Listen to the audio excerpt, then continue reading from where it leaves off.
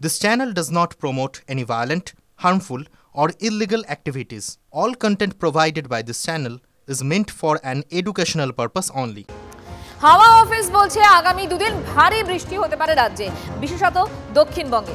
রাজ্য স্বাস্থ্য ভবনের দরজায় সামনে দাঁড়িয়ে থাকা আন্দোলনকারী জুনিয়র চিকিৎসকরা রোদের তাপ সামলে এবার বৃষ্টির ঝাপটা সামলাতেও তৈরি। তারা পথ ছাড়তে নারাজ। আন্দোলনের খবর দিয়েই শুরু করছি আজকের 5 কথা। কেন রাস্তায় আন্দোলন করছেন তারা, কি তাদের দাবি দেওয়া, সবকিছু জানিয়ে চিঠি লিখলেন আন্দোলনকারী জুনিয়র চিকিৎসকরা।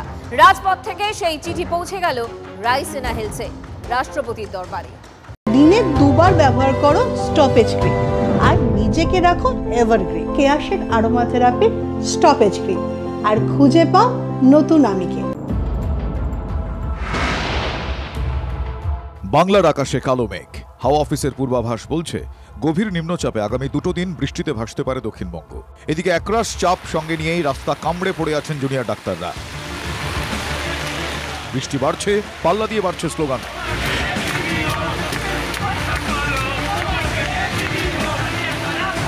স্বাস্থ্য ভবনের দরজা থেকে এবার রাষ্ট্রপতি ভবনের দরজায় নিজেদের দাবি দাওয়া পৌঁছে দিলেন আন্দোলনকারীরা। বৃহস্পতিবার নবান্নে বৈঠকের দিনই রাষ্ট্রপতিকে চিঠি জুনিয়র ডাক্তারদের। ইমেইলে পাঠানো চিঠিতে রাষ্ট্রপতির হস্তক্ষেপ চেয়েছেন আন্দোলনকারী চিকিৎসকরা। চিঠির প্রতিলিপি পাঠানো হয়েছে উপরাষ্ট্রপতি জগদীপ ধনখড়, প্রধানমন্ত্রী নরেন্দ্র মোদী ও কেন্দ্রীয় স্বাস্থ্যমন্ত্রী জেপি নাড্ডাকে। চিঠিতে একাধিক বিষয় তুলে ধরেছেন আন্দোলনকারীরা। চিকিৎসকদের নিরাপত্তা নিয়ে উদ্বেগ, 14 আগস্ট রাতে এনআরএসে চিকিৎসকদের উপর হামলার প্রসঙ্গ, মহিলা চিকিৎসকদের কাজের পরিবেশ নিয়ে উদ্বেগ, স্বাস্থ্যক্ষেত্রে লাগাম ছাড়া সিন্ডিকেটের অভিযোগ, বদলি থেকে নিয়োগ, পাশফেল সবেতেই দুর্নীতির অভিযোগ। রাজপথ থেকে নিজেদের দাবি এবার রাইসিনা হিলসের দরজায় পৌঁছে দিলেন জুনিয়র ডাক্তাররা।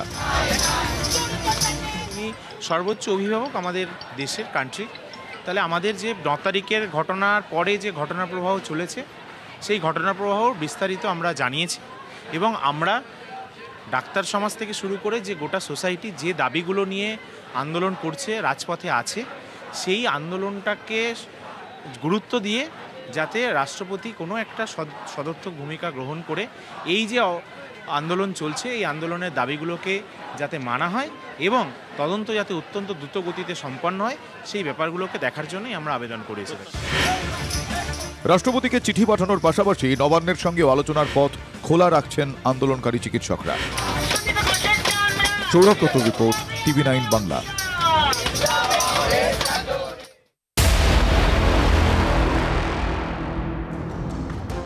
রাষ্ট্রপতিকে লেখা চিঠিতে দুর্নীতির কথাও বলেছেন আন্দোলনকারী চিকিৎসকরা।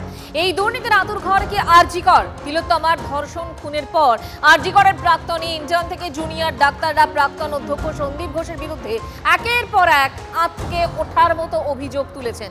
ফেল করিয়ে পড়ুয়াদের ভবিষ্যৎ নিয়ে ছিনিমিনি খেলার ভয়ঙ্কর সব অভিযোগ। এর মধ্যেই সন্দীপের শালিকার বাড়ি থেকে উদ্ধার ডাক্তারি পরীক্ষার উত্তরপত্র। আচ্ছা, সন্দীপের শালিকার বাড়িতে উত্তরপত্র কিভাবে পৌঁছলো জানতে সন্দীপের শালিকা অর্পিতা বেরাকে তলব করেছে ইডি।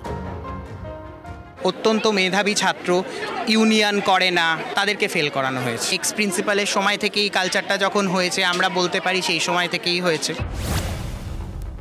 আরজিকর কাণ্ডের পর TV9 বাংলায় এমনই চমকে ওঠার মতো অভিযোগ করেছিলেন আরজিকরের ইন্টার্ন থেকে প্রাক্তনীরা। তাদের অভিযোগ, আরজিকরের রন্ধ্রে রন্ধ্রে ছড়িয়ে দুর্নীতি, অনিয়ম, সন্ত্রাস, আতঙ্কের রোগ। পাশ ফেলে প্রভাব খাটানো থেকে হাউস স্টাফ চিপ বিক্রি। প্রাক্তন অধ্যক্ষ সন্দীপ ঘোষের আমলে আরজিকর হয়ে ওঠে দুর্নীতির আঁতুড় ঘর। এটা আমরা দেখেছি যে আরজিকে টিএমসিপি ইউনিটের যারা অ্যাক্টিভ সদস্য ছিল বলে বলতো তোকে ফেল করালাম। ক্ষোভ বিক্ষোভের মাঝেই আরজিকরের দুর্নীতি নিয়ে সন্দীপ ঘোষের বিরুদ্ধে তদন্ত চালাচ্ছে এনফোর্সমেন্ট ডিরেক্টরেট। সন্দীপের চন্দননগরের বাড়িতে যান তদন্তকারী অফিসাররা। সেখানে গিয়ে জানতে পারেন সন্দীপের শ্বশুর শাশুড়ি চন্দননগরের বাড়ি ছেড়ে কলকাতা বিমানবন্দর এলাকায় মিলনপল্লীতে শালিকার ফ্ল্যাটে গিয়ে ওঠেন। তাদের থাকার জন্য ওই আবাসনে একটি ফ্ল্যাট ভাড়া নেওয়া হয়। সন্দীপের শালিকা ইএসআই হাসপাতালের চিকিৎসক অর্পিতা বেরার ফ্ল্যাটে হানা দেয় ইডি। তল্লাশিতে মেলে একটি কালো ট্রলি ব্যাগ। সন্দীপের শালিকার ফ্ল্যাট থেকে উদ্ধার ডাক্তারি পরীক্ষার তাড়া উত্তরপত্র। বাজেয়াপ্ত করা হয় প্রচুর দলিল। উদ্ধার সরকারি টেন্ডারের কপিও। আরজিকরের পরীক্ষার উত্তরপত্র সন্দীপের শালিকার ফ্ল্যাটে কিভাবে গেল? উত্তর পেতে শালিকা অর্পিতা বেরাকে তলব করেছে ইডি। আরজিকরে সব দুর্নীতির অভিযোগই তদন্তের আওতায় আনা উচিত বলে মনে করছেন আন্দোলনকারী ডাক্তাররা। এই যে 200 পাতার উত্তরপত্র পাওয়া, আমার মনে হয় এটার আরও বেশি করে তদন্ত হওয়া উচিত এবং সবটাই তদন্তের আওতায় আনা উচিত। যে সমস্ত ডাক্তাররা এই ধরনের অসৎ উপায় অবলম্বন করে পরীক্ষা দিত এতদিন ধরে বা পাস করত, তাদের হাতেই কিন্তু আগামী দিনের স্বাস্থ্য ব্যবস্থা দাঁড়িয়ে আছে। তিলোত্তমা দিদির এই ঘটনাটা না ঘটলে হয়তো এত কিছুর মূলে আমরা পৌঁছাতে পারতাম না। এই ঘটনার ফলে যে তদন্ত হচ্ছে তার সঠিক তদন্ত হলে তার মূলে আমরা পৌঁছাতে পারবো। তদন্ত চলছে, সেটা দিয়ে যদি প্রমাণ করা যায় তাহলে তার ক্ষেত্রে যে কেসগুলো আছে সেটা আরও স্ট্রং হবে এবং সেই যে দুর্নীতিটা চলছে সেটাকে তার গড়া থেকে উপরে ফেলতে পারবো বলে আমরা আশা রাখছি।